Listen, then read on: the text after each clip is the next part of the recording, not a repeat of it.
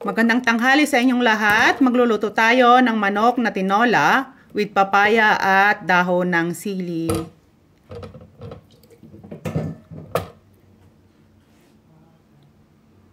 Maglagay ng mantika, igisa ang luya,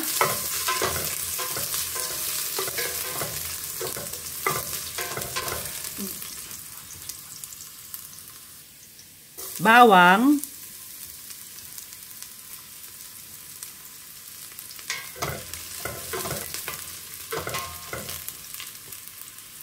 sibuyas, at manok.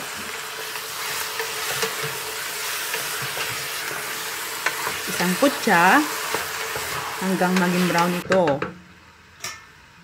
Takpan, pakuluan hanggang lumabas ang katas ng manok. Ilagay ang papaya.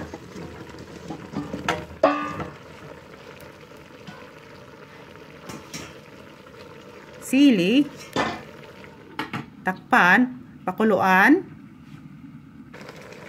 maglagyan ng asin,